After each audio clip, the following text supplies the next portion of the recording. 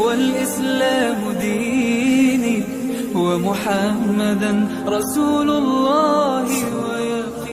قیامت کے دن حشر کے میدان میں جب لوگ بہت زیادہ پریشان ہوں گے، کیونکہ بہت سخت دن ہوگا اور بہت بڑا دن ہوگا، مشکل ترین دن ہوگا.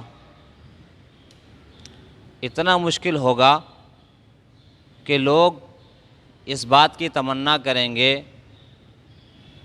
اور زبان سے اس کا اظہار بھی کریں گے کہ ہمیں جہنم میں بھیج دیا جائے، لیکن اس دن کی سختی سے ہمیں نجات دے دی جائے. تو لوگ اس پریشانی اور اس سختی میں ہوں گے تو اللہ کی رحمت متوجہ ہوگی. اللہ رب العزت کی رحمت اس انداز سے اور اس طریقے سے متوجہ ہوگی کہ شفاعت کا مرحلہ شروع ہو جائے گا. شفاعت سفارش کو کہتے ہیں. تو حشر کے میدان میں سفارش کا مرحلہ شروع ہو جائے گا. جب حشر کے میدان میں سفارش کا مرحلہ یعنی شفاعت کا مرحلہ شروع ہو جائے گا، تو اس کو جاننے کے لیے اس سے پہلے ایک بات کا جاننا ضروری ہے. وہ یہ ہے کہ شفاعت کی دو قسمیں ہیں. ایک ہے شفاعت کبریٰ اور ایک ہے شفاعت صغریٰ. اب شفاعت کبریٰ کیا ہے اور شفاعت صغریٰ کیا ہے؟ شفاعت کبریٰ یہ ہے کہ حساب کتاب شروع ہونے سے پہلے جب لوگ بہت زیادہ پریشان ہوں گے اور ان کی تمنا یہ ہوگی اور ان کی چاہت یہ ہوگی کہ ہمیں اس دن کی سختی سے کسی طریقے سے نجات ملے، اگرچہ ہمیں جہنم میں کیوں نہ بھیج دیا جائے. تو اتفاقی طور پر کچھ لوگ اللہ کے حکم سے کچھ لوگ آپس میں جمع ہو کر اس بات کا مکالمہ کریں گے اور اس بات کا مذاکرہ کریں گے کہ بھئی کیا کیا جائے کہ جس کی وجہ سے حساب کتاب شروع ہو جائے. کیونکہ جب تک حساب کتاب شروع نہیں ہوگا تو اس وقت تک ہمیں اس دن کی سختی سے تکلیف سے نجات نہیں مل سکتی. آپس میں جب اس بات کا مذاکرہ کریں گے اور ایک دوسرے کے سامنے اپنی تکلیف کا اظہار کریں گے تو ایک کہنے والا کہے گا کہ اللہ کی جو بزرگ ہستیاں ہیں یعنی انبیاء علیہم الصلاۃ والسلام، ان کے پاس چلتے ہیں اور ان کی خدمت میں جا کر سفارش کرتے ہیں، عرض کرتے ہیں کہ اللہ رب العزت سے عرض کریں کہ اللہ رب العزت حساب کتاب شروع کریں. اس بات پر سب کا اتفاق ہو جائے گا اور حضرت آدم علیہ السلام کے پاس آئیں گے اور عرض کریں گے کہ آپ کو معلوم ہے کہ ہم اس وقت کتنی پریشانی میں ہیں اور کتنی مصیبت ہم جھیل رہے ہیں. تو آپ جا کر اللہ رب العزت سے عرض کریں کہ حساب کتاب شروع ہو تاکہ ہمیں اس دن کی مصیبت سے نجات ملے. حضرت آدم علیہ السلام معذرت کر لیں گے اور فرمائیں گے کہ میں اس قابل نہیں ہوں، کیونکہ مجھ سے دنیا میں اللہ رب العزت کی ایک نافرمانی ہوئی تھی، جس کی وجہ سے مجھے اس بات کا اندیشہ ہے کہ کہیں میری سفارش کو رد نہ کر دیا جائے. البتہ تمہیں راستہ بتاتا ہوں، ایتو نوحن، تم سب کے سب نوح کے پاس چلے جاؤ. یہ سب کے سب حضرت نوح علیہ السلام کے پاس آئیں گے. حضرت نوح علیہ السلام کے پاس آ کر بھی یہی گزارش کریں گے. حضرت نوح علیہ السلام بھی معذرت کر لیں گے اور یہ فرمائیں گے کہ میں تمہیں راستہ بتا دیتا ہوں، تم ایسا کرو کہ ابراہیم کے پاس چلے جاؤ. یہ سب جمع ہو کر حضرت ابراہیم علیہ السلام کے پاس آئیں گے تو حضرت ابراہیم علیہ السلام بھی معذرت کر لیں گے کہ مجھ سے بھی کچھ لغزشیں ایسی ہوئی ہیں کہ جس کی وجہ سے میں اس کا اہل نہیں رہا، لہذا تمہیں راستہ بتا دیتا ہوں، تم موسیٰ کے پاس چلے جاؤ. اب یہ سب لوگ جمع ہو کر حضرت موسیٰ علیہ السلام کے پاس آئیں گے تو حضرت موسیٰ علیہ السلام بھی معذرت کر لیں گے. لیکن یہ لوگ مایوس نہیں ہوں گے، کوشش کرتے رہیں گے. پھر حضرت موسیٰ علیہ السلام فرمائیں گے تمہیں راستہ بتا دیتا ہوں، تم عیسیٰ کے پاس چلے جاؤ. یہ سب مل کر حضرت عیسیٰ علیہ السلام کے پاس آئیں گے تو حضرت عیسیٰ علیہ السلام بھی معذرت کر لیں گے کہ مجھ سے بھی دنیا کی زندگی میں کچھ ایسی لغزش ہوئی ہے کہ جس کی وجہ سے میں اس کا اہل نہیں رہا، لہذا تمہیں راستہ بتا دیتا ہوں اور امید ہے تمہارا یہ کام ہو جائے گا۔ تو حضرت عیسیٰ علیہ السلام فرمائیں گے ایسا کرو ایتو محمدن، تم محمد کے پاس چلے جاؤ۔ اب یہ سب لوگ حضور علیہ الصلاۃ والسلام کے پاس آئیں گے اور ساری اپنی رودات سنائیں گے، وہی باتیں جو پہلے ہوئیں دیگر انبیاء علیہ الصلاۃ والسلام سے، وہی آ کر عرض کریں گے۔ تو آپ علیہ الصلاۃ والسلام فرمائیں گے ہاں میں اس کا اہل ہوں، یہ کام میں کر سکتا ہوں۔ تو حضور علیہ الصلاۃ والسلام اللہ کی بارگاہ میں جائیں گے۔ تو ایک روایت میں یہ آتا ہے کہ آپ علیہ الصلاۃ والسلام اللہ کی بارگاہ میں جا کر سجدے میں گر جائیں گے اور سجدے میں اللہ رب العزت کی تعریف بیان کریں گے۔ اور حضور علیہ السلام نے یہ فرمایا حدیث میں کہ اس وقت میں جو اللہ کی تعریف کروں گا وہ اسی وقت اللہ رب العزت میرے دل میں وہ کلمات ڈالیں گے، ابھی مجھے بھی نہیں پتہ کہ وہ کون سے کلمات ہوں گے۔ اور ایک روایت میں یہ آتا ہے کہ ممبر نما کوئی ممبر لایا جائے گا اور آپ علیہ السلام کو حکم ہوگا کہ آپ اس پر بیٹھ جائیں۔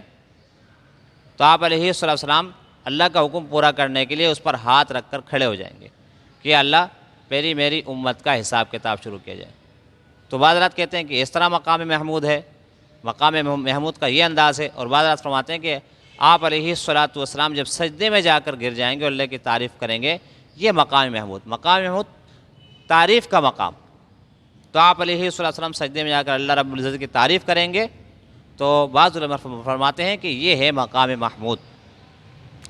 تو اللہ رب العزت حضور علیہ الصلاۃ والسلام سے فرمائیں گے یا محمد ارفع رأسک، اے محمد اپنا سر اٹھائیے، سل تعطیٰ، آپ مانگیں آپ کو دیا جائے گا، آپ جو سوال کریں گے آپ کا سوال پورا کیا جائے گا، واشفع تشفع، آپ سفارش کیجئے آپ کی سفارش قبول کی جائے گی۔ تو آپ علیہ الصلاۃ والسلام سجدے سے سر اٹھائیں گے اللہ کے حکم سے اور عرض کریں گے یا اللہ کہ ان کا حساب کتاب شروع۔ آپ علیہ الصلاۃ والسلام کی سفارش پر تمام لوگوں کا حساب کتاب شروع ہوگا، اور یہ جو سفارش ہوگی یہ تمام لوگوں کے حق میں ہوگی، چاہے مسلمان ہوں چاہے غیر مسلم ہوں، سب ہی اس میں شامل ہوں گے۔ اسے کہتے ہیں شفاعت کبریٰ۔ اس کے بعد پھر شفاعت صغریٰ کا مرحلہ شروع ہو جائے گا۔ اب حضور علیہ الصلاۃ والسلام کی وہ سفارش شروع ہوگی جو مسلمانوں کے حق میں ہوں گی، کچھ گناہ گاروں کے حق میں ہوں گی، کچھ ایسے لوگ ہوں گے کہ جن کے درجات بلند کرنے کے لیے جنت میں سفارش کی جائے گی۔ تو اس کے بارے میں قاضی ایاز علیہ رحمت فرماتے ہیں کہ 5 قسم کی شفاعت ہیں جو حضور علیہ الصلاۃ والسلام فرمائیں گے۔ ایک تو شفاعت کبریٰ ہو گئی، اور پھر شفاعت صغریٰ میں ایک یہ ہوگی کہ ایک طبقہ ایسا ہوگا جس کے بارے میں حضور علیہ السلام یہ سفارش فرمائیں گے کہ یا اللہ ان کو بغیر حساب کتاب کے جنت میں بھیج دیا جائے، اور ایک طبقے کے متعلق یہ وہ طبقہ ہوگا کہ جو حساب کتاب میں عذاب کا مستحق بن جائے گا، ان کے متعلق آپ علیہ الصلاۃ والسلام سفارش فرمائیں گے۔ اور چوتھی صورت سفارش کی یہ ہوگی کہ بہت سارے مسلمان ایسے ہوں گے گناہوں کی بدولت جہنم کے مستحق ہو جائیں گے، تو آپ علیہ الصلاۃ والسلام جہنم سے نکالنے کے لیے ان کی سفارش کریں گے۔ اور 5ویں قسم شفاعت کی یہ ہے کہ آپ علیہ الصلاۃ والسلام جنت میں جنتیوں کے لیے، وہ جنتی جو کہ ادنا درجے میں ہوں گے، ان کو اعلیٰ درجے تک پہنچانے کے لیے سفارش فرمائیں گے، اور سفارش عرض معروض کے درجے میں ہوگی۔ اس انداز سے نہیں ہوگی کہ اللہ رب العزت مجبور ہو جائے گا، عاجز ہو جائے گا تو اللہ رب العزت مان لیں گے اور سفارش کو قبول فرما لیں گے، بلکہ ایک پہلے سے طے شدہ معاملہ ہے۔ اللہ نے یہ طے کیا ہوا ہے کہ آپ علیہ الصلاۃ والسلام کو سفارش کا حق دیا جائے گا۔ قاضی ایاز علیہ رحمۃ کو یہ بھی فرماتے ہیں کہ آپ حضرت ابو طالب جو ہیں، ابو طالب کے عذاب میں جو تخفیف ہوگی وہ بھی آپ علیہ الصلاۃ والسلام کی سفارش سے ہوگی۔ یہ بھی ایک قسم ہے سفارش کی، شفاعت کی۔ اس کے علاوہ حافظ ابن حجر عسقلانی علیہ رحمۃ فرماتے ہیں کہ کچھ لوگ ایسے ہوں گے کہ جن کی نیکیاں اور گناہ برابر ہوں گے، ان کو اعراف پر بھیج دیا جائے گا۔ اعراف ایک مقام ہے جنت اور جہنم کے درمیان، وہاں بھیج دیا جائے گا۔ تو آپ علیہ السلام ان کی سفارش کریں گے اور آپ علیہ السلام کی سفارش کے برکت سے انہیں بھی جنت میں داخل کر دیا جائے گا۔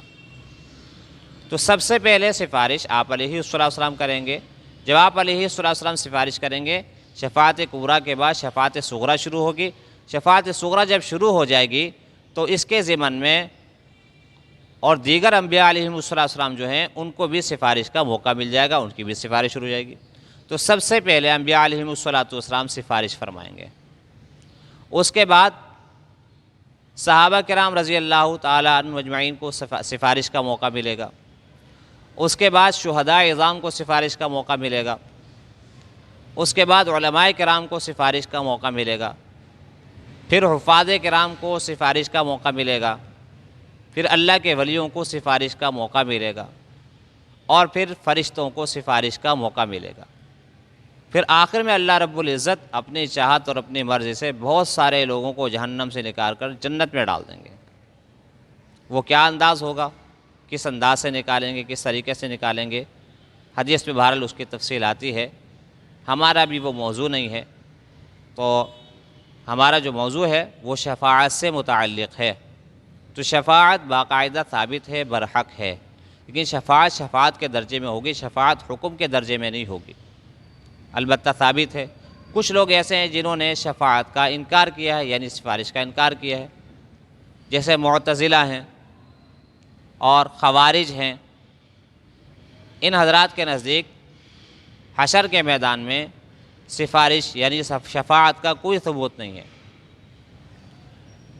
اور ان حضرات کی دلیل یہ ہے کہ فما تنفعہم شفاعت الشافعین، کسی سفارش کرنے والے کی سفارش ان کو نفع نہیں پہنچائے گی۔